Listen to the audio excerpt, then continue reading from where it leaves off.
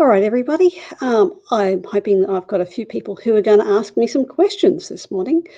I am just popping in to talk about teaching dogs snake avoidance. So, there's a few different ways of doing this. The real issue here is we've got some venomous snakes around. Australia's kind of renowned for having lots of them. We're not the only country. Africa has got lots. The United States, of course, have got lots as well. They've got rattlesnakes. So yeah, the local ones here in Perth are generally the western tiger snake, and they tend to live around wetlands. Um, there's also the dugite, which is a sort of a type of brown snake. Both of those are venomous. And Australia-wide, we have actually got sort of a statistic. Some thousands of dogs will actually die every year from snake bite. That's not, there's no real hard and fast statistic because vets are not required to report this anywhere. That's from some research that's been done basically based on a survey. And it's an estimate. So, and these are just the dogs that are reported that are actually getting to the vets. Quite a few dogs probably pass away without even getting there that the vets don't know about. So it's a pretty massive statistic. Probably not as high up there as car accidents. Dogs, running across roads and getting hit by vehicles is pretty major too. But the scary thing is that snakes are just out there in random places and we don't see them. They are very good at hiding. If you take your dog out to the beach or out to a local wetland and walk around, it's likely you've walked right past them multiple times. Their main defense against being grabbed or bitten or eaten is to hide. So snakes are very, very good at hiding. But dogs are also very good at finding things. So that's a real concern for us and our dogs, particularly if you have property, if you've got a bush around, or you've got lots of rodents, if you've got horses or birds on your property, you've got grain, and that will attract mice. So yeah, you've got a real food source there for your local reptiles. So you will encounter them. So what is this snake avoidance thing? Has anybody had experiences? Do let me know. And I've actually got comments coming up here. I can reply to you as well. If you watch the recording, do still comment. I will check back on a regular basis and see if you've got any questions. But basically, there's a couple of solutions for making sure that your dog stays safe from snakes. One is to avoid the areas where snakes live. If you're going to take them out to the beach or whatever, don't take them through the bush. Keep them on leash. If you're going down the pathways where there's the vegetation on the dunes there, and just be aware that snakes will slither around in the sand. There's lots of large insects and things that they'll hunt, and there are also rodents that live up in the dunes as well. So there's a whole little ecosystem there that you probably haven't noticed, and snakes are part of that. Wetlands, do not let your dogs go diving into the thick brush, particularly near the water. That's your favourite place for frogs to hide out, and that's one of the big food sources for tiger snakes. So yeah, there's that kind of, just avoid that situation and be aware, particularly in warm weather. But tiger snakes are actually active year round, here in Perth at least. They do hide out when it's cold, but they come out on warm winter days as well as during summer. The other thing you can do is, if you have property or you have a large yard, is make sure that there's a minimum amount of hiding places around the place. Some people suggest doing snake fencing on smaller areas, but that is very it's one of those, there's two sides to it. Snake fencing, which is basically a very fine mesh or shade cloth, it can prevent some snake entry, but snakes can climb and they're kind of skinny, so they can get through little holes. But if your snake does get in and then they discover that a dog is there and they panic, yes, snakes do panic, they get afraid, they won't remember how they got in. So you end up with a snake that's trapped on the inside of your snake fencing, which is not what you want. So it's kind of an unreliable way of doing things, unless you actually go out and check the area before you put the dog out and make sure, absolutely sure there's no hiding places. If you're going to leave a dog unattended, you would want to actually set up places for your snakes to hide if they get in, somewhere your dog cannot reach into. So, yeah, that's a bit of a worry, that one. So I've actually spoken to a snake catcher, a relocator, and he says that, yeah, there's a dog park where they've put snake fencing up, and he's called out, poor old snake is panicking, it can't get back out again because it's too scared. If it was calm, it would figure it out. But there's a bunch of dogs and people running around, so it can't get out. Okay, so that's, some of the ways of avoiding snakes is just, stay out of their way, avoid those places, particularly in summer. But there's also another option, and that is teaching your dog not to interact with snakes. So has anybody got any questions here? Happy to hear from you. Any comments about experiences with snake training? I'd love to hear from you. The other options are snake training. So there are different types of snake training. There's, in general, two very different ethos things going on. There's reward-based training, and there's traditional or punishment-based training, and then you've got some trainers who are in the middle. They will use both aversives or punishment to make dogs stop doing stuff, and they will also use rewards to encourage dogs to do the right thing.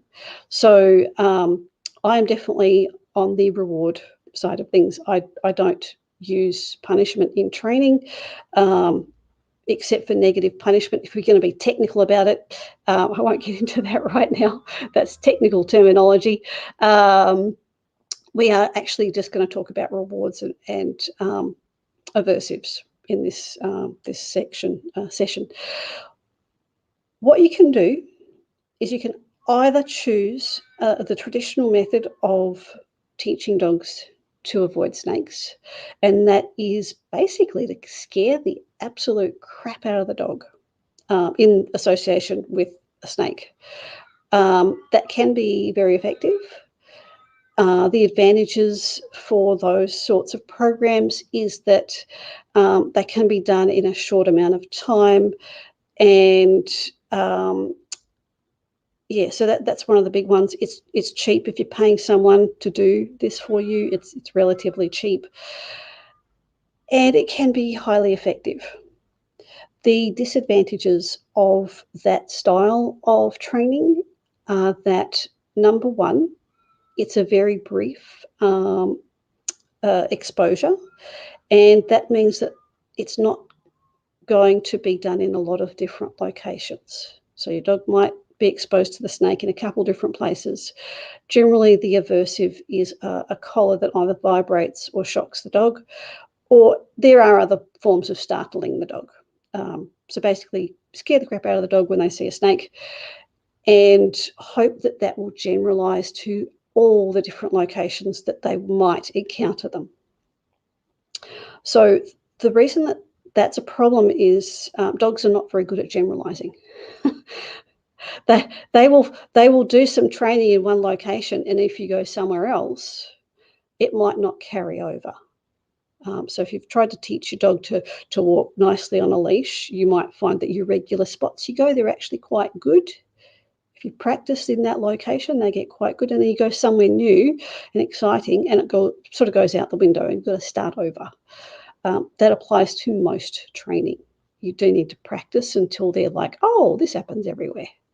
That's called generalizing.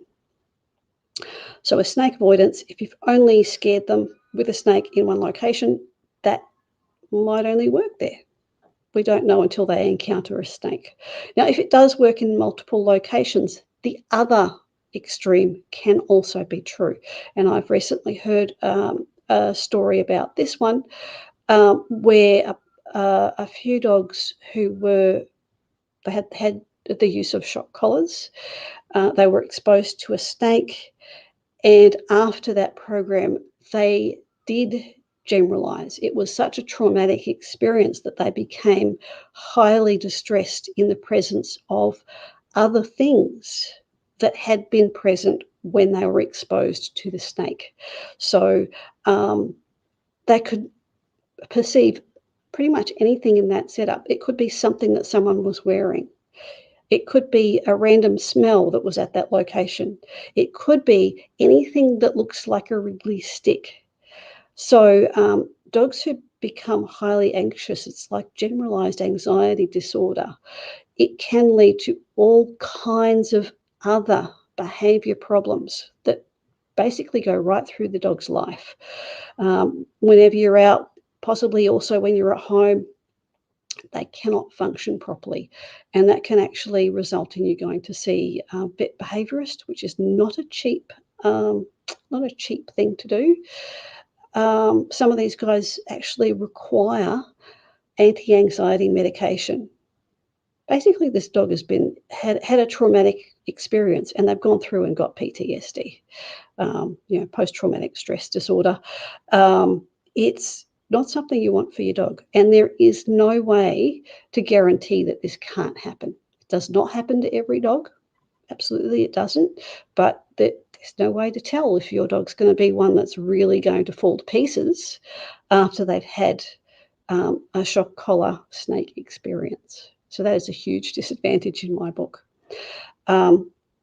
Okay, so the final one is that not all dogs are going to respond as you want them to if they are shocked or scared by a snake. And I recently had a person tell me a story about this one. Guarding breed dogs are genetically predisposed to react to fear by attacking. That's why they're guard dogs. Scary guy comes over the fence, they go into attack mode, not because they're dominant or any silly stuff like that. They're afraid, and their response is to become scary and drive off the threat. So recently, someone was telling me that they had a guarding breed dog. A friend had a shock collar, and they gave it a go. The dog tried to attack the snake. That's a perfectly natural and sensible reaction. That thing is dangerous. It bit me on the neck. I'm going to attack it and make sure it's driven away. So do be aware of that if you want to use a shock collar on particularly a guarding breed dog.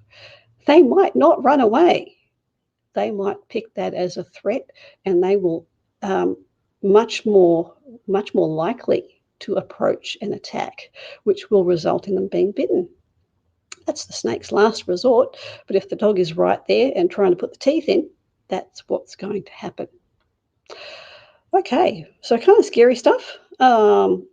I know that a lot of trainers out there, including reward-based trainers, think that that's the only option as far as snake training, but there is definitely a reward-based option. So advantages of using aversive therapy on dogs to get them to stay away from snakes are that it can be quite quick, it's relatively cheap. Disadvantages are you can absolutely completely ruin a dog. They can be completely stuffed for life. They may not generalize, or they may end up actually being much more attracted to attacking the snake. So the reward-based system, which I am actually running this course now, the reward-based snake training is going to teach the dog to do the same behavior. We're going to teach them when they detect a snake to run away. But they're not going to be afraid running away. They're going to be happy running away. that snake becomes not something to interact with, but something that is a signal that they need to go elsewhere because something fantastic is about to happen in that other location. Generally, it's coming back to their person or their people. One of the advantages in this style of training is that we can actually make sure that they generalize. We can practice in lots of different locations. Another side benefit is that if you're teaching them to come to you, your recall becomes absolutely awesome. So there's a really heavy emphasis on the dog coming away. So that's really useful in a lot of different situations.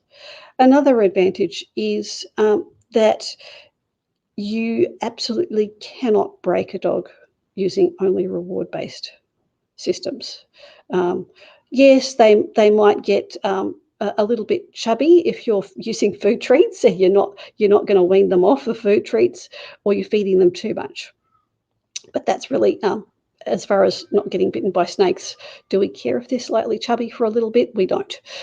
They can go on a diet after they've gone through the training program. The other thing, of course, is there's other sorts of rewards besides food.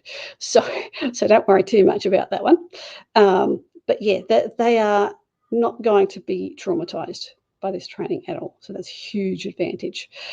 It will, in fact, help improve your bond with your dog. That brings me to a disadvantage, and that is it takes time and practice and forethought to actually reward train a dog to avoid snakes. You do have to plan it out. You do have to make time to do this. And if you hire someone to do it, it will be expensive because of the time involved.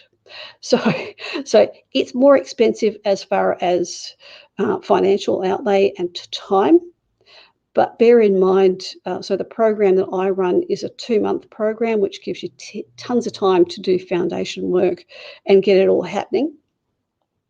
But that 8 weeks, that's 2 months out of your dog's life. That sets you up to succeed, and not just with that particular dog that you're training with. You will have the knowledge once you've done it. You'll have the knowledge to train any other dog that you come across. So it's not just for the life of your dog. It's also for your life of having dogs. So it really is worth, in my mind, the investment of your time to learn how to teach your dog to avoid snakes using rewards.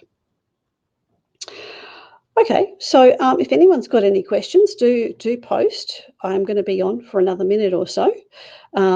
If you are watching the recording, do post anyway. I will check back, or just get in touch with me. Easiest way to get in touch with me is via my phone.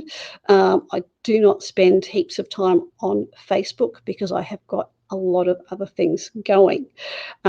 Likewise, YouTube. I pop in there occasionally, but if you want to get me and you want my attention, do get on to my phone, which is 040 316 4748. If you are interested in teaching your dog snake avoidance, I am running a program. I'm based here in Perth in Western Australia. I have got two versions of my course though. One is purely online, but it is interactive. So there is recorded stuff for everyone. And we also have live sessions. So we get together and we can discuss. And if you are in the Perth Metro, we have got the full version of the program includes workshops where we meet up with our dogs and we practice all the stuff that we weren't learning online.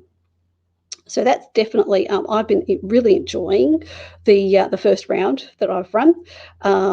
As I go, my skills in teaching everyone will improve, and I'm also collecting a lot of video footage to start adding. So it's been a lot of fun. And if you have got any questions about that particular program, do let me know. There are a few others. I am not the only one in the country who is doing this. And we've got a couple of people doing reward-based training overseas as well. So well worth looking into, particularly since you know that this is going to be something that will last you a lifetime. It's one of those learning things where once you've got it, you've got it. You own that intelligence. You're able to apply that to new dogs and keep it going without needing to rehire someone with a shock collar. Those guys usually say you've got to do refresher courses. Well, you do your own refresher because you will have the skills and knowledge to do that once you have done reward-based snake avoidance training. Okay, guys, well, I'm going to wrap this up. As I said, if you do want to get in touch, do comment or do get in touch with me. I am absolutely happy to talk about snake avoidance stuff. I also do puppy classes, so talk about your puppies. Puppies can do snake avoidance too in the reward-based system. Absolutely do not do any aversive training with puppies until they are at least 6 months old, because the younger ones do not cope. So definitely reward-based all the way until they are getting into being an adult. All right, so hopefully I will hear from a few of you. I have enjoyed talking about snake avoidance, and I hope to see you soon.